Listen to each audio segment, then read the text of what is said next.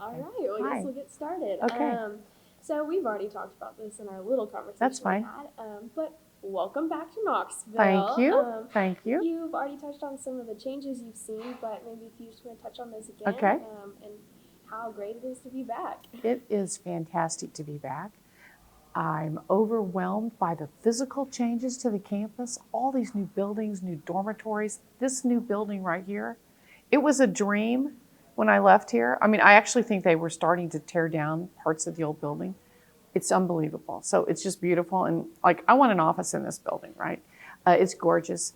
And the new dorms, the new academic spaces, and I love how green the campus is. It's a really beautiful campus. So that's one thing. The other thing is I'm just delighted with how many of our programs just continue to grow in stature. I mean, we're known around the world for our nuclear engineering, for our supply chain management program, our printmaking program. We've got any number of programs that people around the world are attracted to. And so I'm excited about that. Excited to be leading this university. Right, and so you've had 8 days on the job. 8 days. What have those 8 days looked like? I'm tired. They've been great. I've really focused very much this first, I want to say really 60 days on listening and learning as much as I can. So this is a great opportunity I want people to know that I'm available. I've started this past week, I started office hours that I'm doing every Tuesday afternoon from 3 to 5. Most of the times I'll be over here in a room somewhere and anyone can drop in. And I just want to hear what people have to say, what they're thinking about and what their hopes are and what they're worried about, that kind of thing. I'm doing lots of one-on-one meetings. So I have a lot to learn. I was here, but I was a faculty member and I was a department chair and in the College of Business, in the Haslam, it wasn't called the Haslam College then, but now the Haslam College. And so just learning about the larger campus and hearing what people want out of the new chancellor. So a lot of listening, a lot of conversations, both with people on campus and with external stakeholders.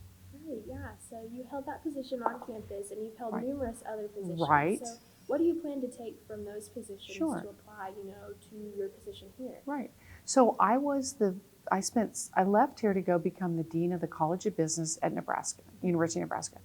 And I was in that job 6.5 years. And from that, I learned just how everybody wants to be part of something meaningful.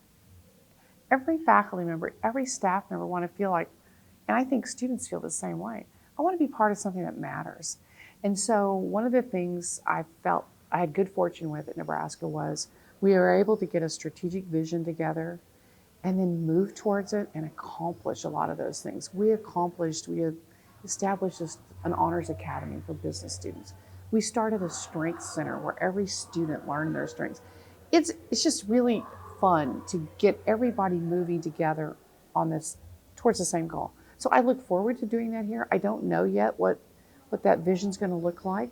Part of listening is learning what people are thinking about.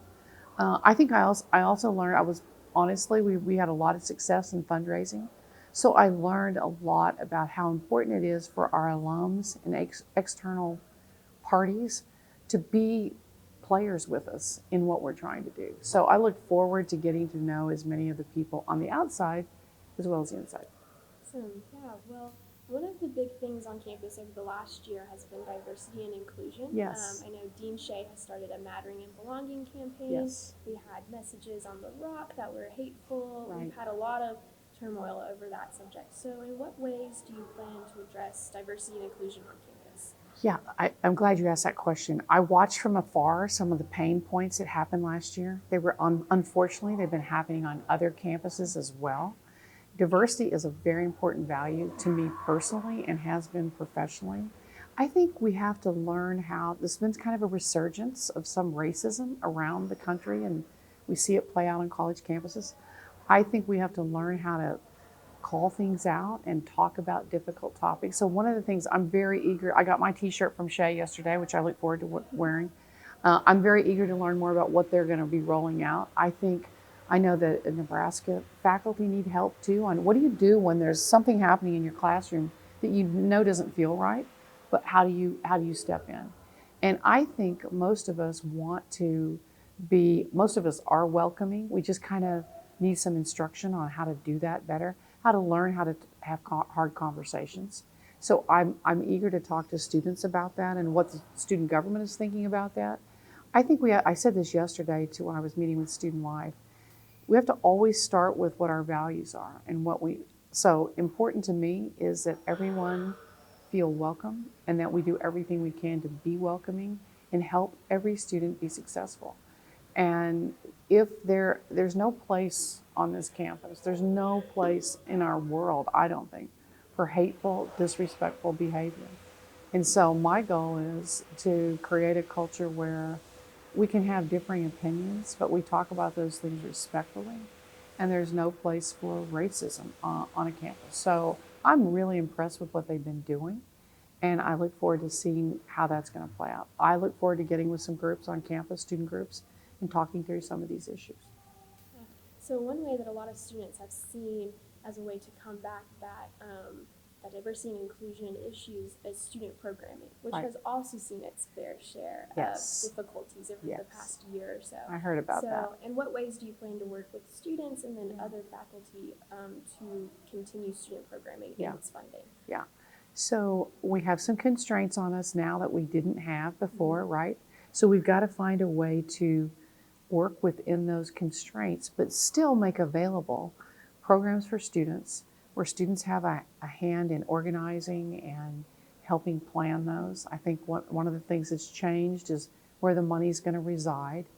And so I'm working with the Vice Chancellor of Student Life right now, and we'll be working with the President on this. We've promised to go back to the Board of Trustees with a plan for how we're going to do this next year.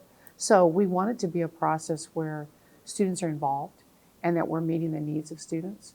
At the same time, we've got to work within the constraints that we've been handed. Okay, so I was very involved as a student, an undergraduate myself, in helping plan and organize events. I had no idea at the time where the money came from for it. But we want to seek student input and maintain a way that students can participate in that. So we don't quite have a plan together yet, but Natalie and I have met, and I look forward to working with the student government leaders and our Vice Chancellor to move something forward. It's not going to be what we had last year. I'm hoping it'll be something that we can all look at and say, okay, I can still see that the things that I'm interested in are available. Right. And so one thing that students are actually happier about is the alcohol policy and how that's moving towards potentially having alcohol in our sporting events. Yes. Do you know of any idea of what that looks like so far Right. and what that will look like in the fall? Right. So as you know, we haven't decided finally to serve alcohol at athletic events or concerts, but the legislation's made it possible. So for me, before we make that final decision, I want to see, and so I've got a task force put together. We just established it. I think they're meeting today for the first time to take a look at putting together an entire, how would that look? How would it be distributed? How would we make sure that people are safe?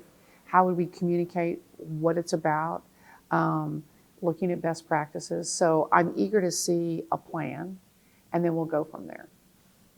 And so one thing students sometimes feel like is, you touched on your office hours, but past that, they feel like the chancellor may not hear them and their concerns and that sort of thing. So in what way do you plan to be transparent and available to students throughout the school year? So, I was talking to your new student body president about this, and we were playing around with ideas like, how are we going to, I see her and her team as representing you all. Now, that's not the only way to seek student input, but that's an important way. So she and I are talking about what would be the right set of meetings. I would like to meet with them regularly and hear from them. So as your representatives, that's one way. I think I'm looking for suggestions about that. I'm meeting with some student groups as I get invited, although I don't have more than 24 hours in a day. I want to continue to, I will make myself available. I'll be eating in the dining halls. I'll be around. Holding office hours is another way that I want to do that. So I'll be looking for suggestions about that too. One of the things I'm thinking about is my office is way far away. So that I've got to figure out how to make myself more accessible to everybody, students and faculty. So I've started with this idea of office hours. That's not a great long-term solution, but it's a beginning. So that people say, well, there's the chancellor, she's in there, she's actually doing stuff, and we see her, we know who she is. So I'm open to any suggestions you might have about that too. Just doing this interview is helpful to me anyway. You are all the way across campus because Yeah. I'm all the way over there with you. It's a long walk, isn't it? It's a long walk. Yeah. Yes. So I know you've only been here 8 days, Right. but if you had any sort of vision or idea for how you want to see your first school year go or anything like that, what would those ideas be? Yeah. So what I have heard so far in 8 days from people is they want the chancellor to be visible and accessible. They want to focus on the good things happening. And I think so much great stuff has happened in the last year. Yes, there have been flashpoints that were upsetting, but people want to focus on the good news. And this is a great university, and the experience that students can have if they choose when they come here to volunteer, to be part of the newspaper, to make a difference. That's a huge differentiator for this campus. And I have this goal in my mind that when I just told the new freshmen this, I hope it's true that when they graduate in 4 years, or 3.5 like you did, that no matter where they go, somebody says to them, oh, you're a volunteer.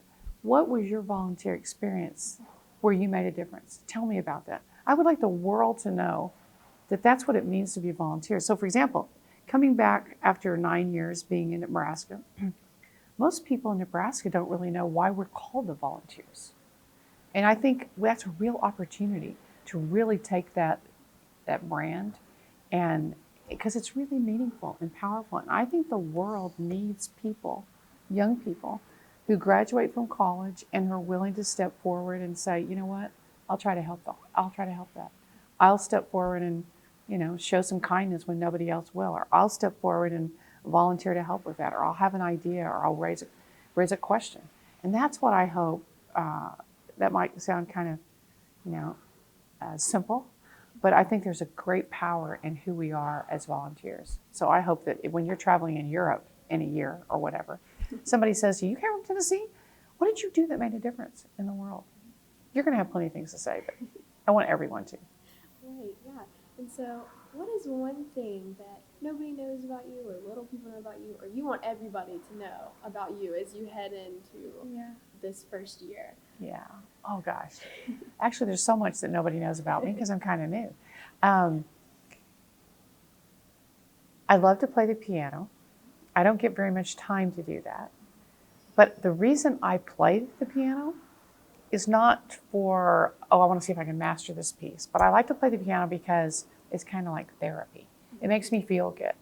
And I especially love to play hymns. So, sort of special renditions of hymns. One of the piano faculty members came to my office hours, and he brought me 2 CDs. And one was, he said, I know your dad was a minister, and it was a CD of somebody playing hymns. And I looked at it and I go, I know that arranger, I have his book. So people might not know about that. I like to sit around and play hymns. I don't sing along with it, but I play. Yeah. Hey, I love music. I was the same way. Yeah. Awesome. Well, those were all of my questions. Okay. Do you have anything to add or anything? I think you've done a great job. And any suggestions you have for how we can get more students to do just what you and Jacob are doing, which is volunteering and making yourself a part of this university and making things better. So think about that and send me an email. How's that? Okay? Sounds good. Thank Awesome. you. Thank you so much.